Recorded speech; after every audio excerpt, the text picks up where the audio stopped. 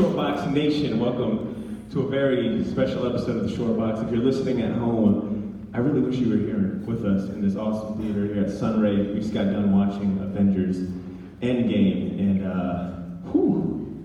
man. There were tons of times where I was watching it and I would look over, and this is the funny thing, is I would look over at you, and you were already looking over at me, kind of like, yo, let's cross eyes together, please. But let me take a step back just in case. I'm your host, Bonner Milligan. I'm joined by Ashley Lanning Hoy with me. Hey. Senator Cordero is here with me. Greetings. And like I said in the intro, folks, we got a very special co-host today, Mr. Peter David.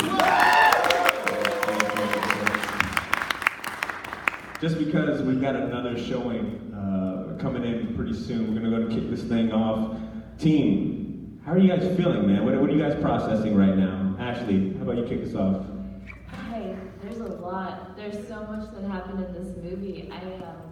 Despite kind of how it ended and who we lost, I feel super pumped right now. 2.5 hours later, I'm ready to watch it again. The whole time I saw Thor Lebowski, all I could think about was like, Ashley is loving this right now. Dude of Asgard. Yeah. See, what about you, man? How are you feeling and what are you processing right now? So I kind of heard a rumor that spoiled something for me, but also it's kind of bittersweet in the sense that I saw Smart Hulk in this movie, and I wanted to make sure I mentioned it, that this guy right here created Smart Hulk. And I said, if they don't at least throw a thank you in the credits, I'm going to be raising all kinds of cane. Thankfully, they did. Yeah, I'm actually 2 for 2 with Marvel movies this year, because I also was credited at the end of Captain Marvel because I created Talos, who was the main villain in the film. Yep. So, and actually I'm 3 for 3 if we count it from Aquaman. Let's count. I was there too. Say I'm wearing a DC shirt at a Marvel movie, yeah, let's count it. I love the special shout out to Jim Starlin. Yeah. Who created Thanos and created the Infinity Wars. And indeed, Jim was actually in the film. Remember the sequence where Cap is talking to the group of survivors? The psychiatrist, the bald guy, that was Jim Starlin. Oh, wow. Yeah. I didn't even know that. Yeah. So according to Josh Whedon, we spoke about this a couple episodes back when the news first came out. This movie marked the end of course, the phase 3 of the MCU, but also he was referring to as like kind of the end cap of this particular, just series of MCU movies. I think they were going to start referring to it as the Infinity Saga. So I want to ask you guys, does it live up to the hype? Was it worth killing your bladder for 3 hours? It honestly did not feel like 3 hours to me. It really, when you break it down, the 3 hours were, the first hour was immediate aftermath and a lot of character stuff. The second hour was time travel, and the third hour was the greatest comic book battle that we've ever seen recorded on film. I mean, that final scene. Was it just me, or did Thor look like the dude? Yeah, Thor Lebowski, sure. It was not just me. Yeah, for sure. Yeah, it's Thor Lebowski. See, what about you, man? Does it live up to the hype? So, I think it's fair to say that everyone knows me as a resident curmudgeon. Yeah.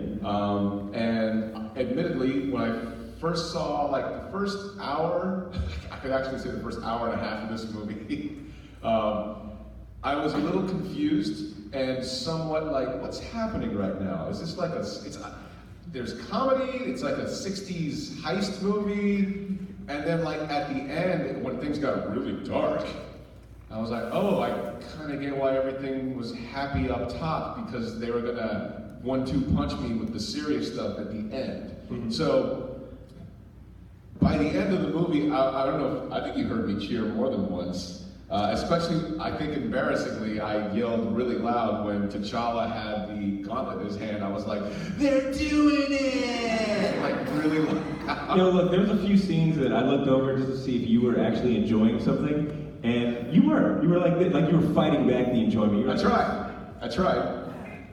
I loved when Cap picked up the hammer. Oh. And Thor's going, I knew it! Yeah, so good. Ashley, what about you? Does it live up to the hype? Yeah, I'm not a fan of super long movies, I feel like, you know, everybody's busy, has things to do, but I seriously wouldn't have cut a minute out of this movie. Fair. Okay. Wow. Yeah. I gotta say, man, I went through a gauntlet, you know, excuse the pun, a gauntlet of emotions. I think there was a couple scenes where I was like holding Blythe, like it's okay, but I was the one that was telling me I was gonna be okay. It's okay, Blythe. It's gonna be okay. So what about favorite scene or standout moment for you? Ashley, how about you take us away? I mean, the whole end of it was so fantastic. I will tell you, besides like all the you know, emotional tears, the thing that made me tear up was seeing Valkyrie on the Pegasus. I don't know, something about that, just I kind of like teared up. I was like, oh God, this is so amazing. Yeah. Mr. David, what about you? If I had to pick one moment, it would be when Thanos headbutted Captain Marvel. And she just looked at him like, really? That it? And he's like, crap. If I had to pick an exchange of dialogue, it would be when Wanda faced off against Thanos and said, you took everything from me. And he says, I have no idea who you are. And she says, you will. It's like, do not piss off the Scarlet Witch. I mean, holy crap. Yeah. See. And that scene where all the Marvel superheroines are lined up against Thanos. It's like, yes. Yeah. Remember the days when people said, oh, you can't have strong superhero women in comic book movies? I mean, you know, oh, the Elektra movie sucked and the Catwoman movie sucked, so therefore you can't have things with strong women. And now you have all the Marvel women, any single one of whom could carry a movie, lined up against Thanos. Agreed. See, what about you, man? Favorite scene? Man, the scene I've been waiting over 10 years for. The scene to finally hear Cap say, Avengers, assemble. And he hit us with a silent assemble too, like, y'all listening? Y'all listening? I was like, both my wife and my friend Chris, who's right there in front, can attest to me going, say it, like a madman. And then when he did, I was like, ah! It was great stuff. I'm gonna go ahead and cheat and give you two real quick.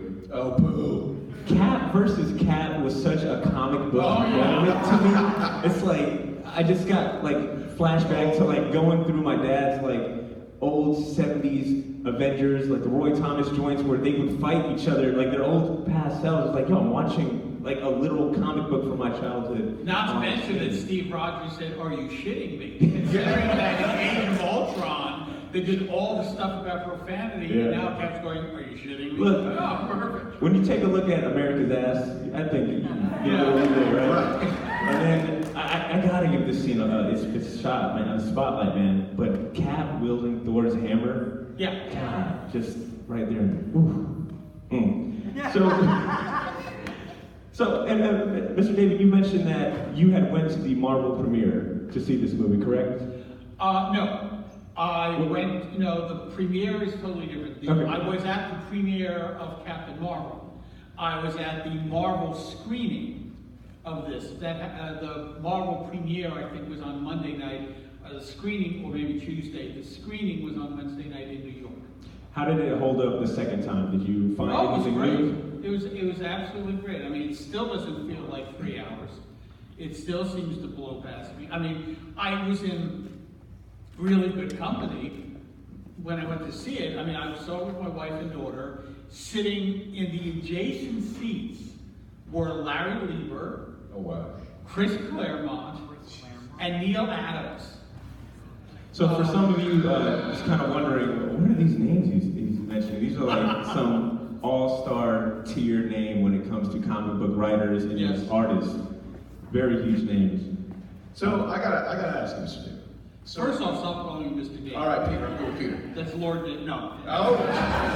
No, Peter's fine. Yeah, throw some respect on his name, see. Come on. So let me ask you this. All of us here, I could say, are probably like super jazzed about seeing characters they may have grown up with, seeing only them on the panels and pages, and now for the first time on the screen. You know, what's it like for you to see some of these characters that you've actually like had a hand in creating / created from your brain to the screen? Oh, it's terrific. I mean, when I did not know that they were going to be using my version of the Hulk. And when we cut to the cafe, and there's Bruce looking like my smart Hulk, right down to the fact that he was wearing glasses. I'm just sitting there going, holy crap, that's my guy! I mean, I was thrilled beyond belief, and then I started thinking, good, now they can do the Future Imperfect movie I've always wanted. Yes. So I would like to ask, what inspired you to take the Hulk from this classic kind of Dr. Jekyll, Mr. Hyde character to incorporating an intelligence for the Hulk in your series? Well, it came from my reading all of the Hulk's background when I first started on the book.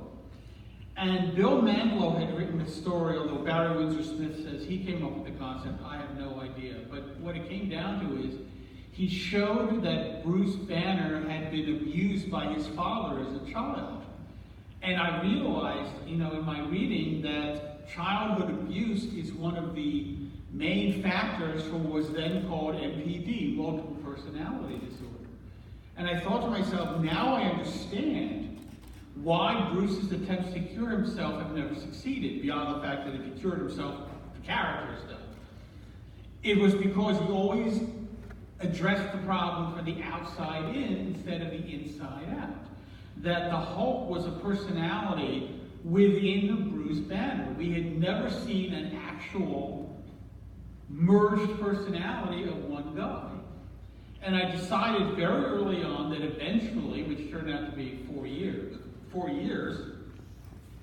I would do a story in which I would have Bruce be treated the way that in real life multiple personality disorders were treated, which is that a psychiatrist uses hypnosis to merge all of the personalities together.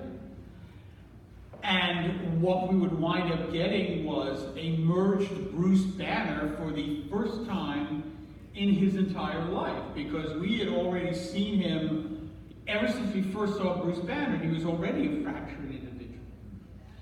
And I thought that he would still be gamma irradiated, but what we would do is have him still have Bruce Banner's face, even as he was the Hulk.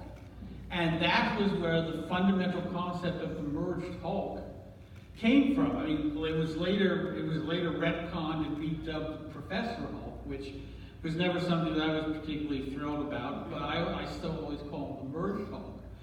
But that was the guy that I wrote about after the first 4 years. And I was just pleased as anything when he showed up on the frickin' screen. Like, holy crap, it's my guy. Taking selfies with teenagers too. Yeah. So just out of respect of time and the next showing, we'll just wrap up with this last question, and actually you can go and take us first.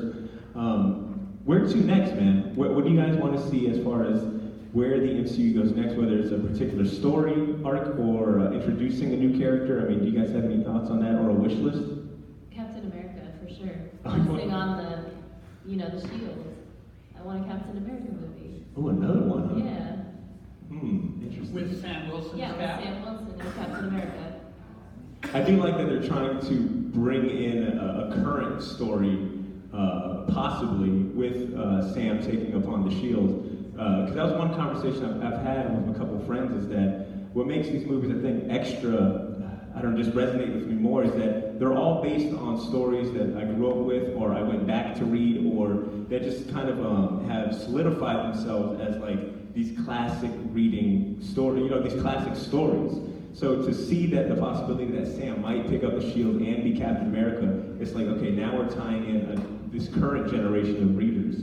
So it makes me pretty excited too. So what about you, man? What do you want to see next? Well, I'll say my piece, and then I think this will be about it.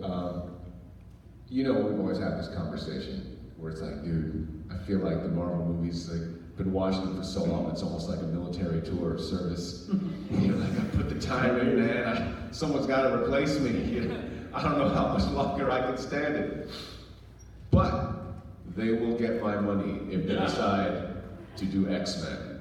Yeah. Like if they decide, like if that stinger had like Magneto turn around and go, or something like that, you'd have looked at me and I'd have been like, yo, they got me. They got me for another 20 years. They What got if me. it was Magneto on the bench, like, gotcha, bitch? Yo, dude, if they'd have got me like that, man, terrible. Yeah. Okay, I would like to take the time though to say that I know Peter's got to be booking it a little bit. He's actually going to be next door in Auditorium 2. If you want to meet him, ask him questions, all that sort of thing, till about 10:29. I say that because please don't be that person that waits till 10:29 to jump up and be like, Mr. David, I'd like to know your thoughts on the universe and everything. What is the meaning of life? And please tell me, ascribe something. Yeah, exactly. Nice. Good. So Hitchhiker's Guide reference. I also have some stuff I can sell if anybody's interested. Absolutely. With that being said, Mr. David, do you want to go ahead and sign us out by telling us what you would want to see next? Well, as I said, I'd love to see them do Future Imperfect. I think that would be, kind of kicking. But to my understanding, Ruffalo is done with the Hulk, so that would be slightly problematic.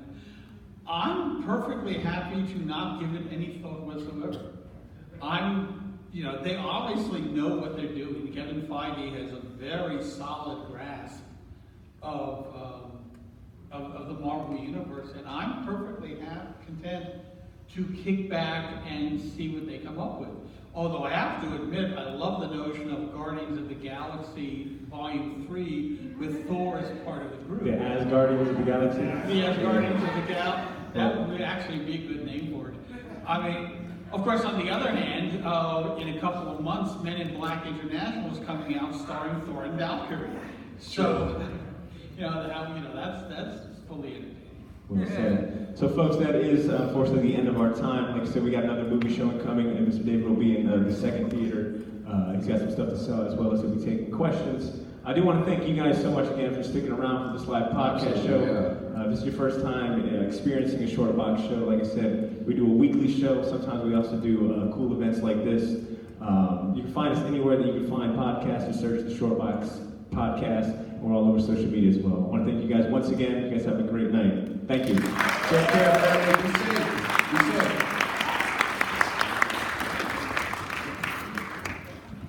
Oh, my Captain America backpack. It is. I'm sorry, Mr. David is actually going to be in the lobby, not theater 2, in the lobby.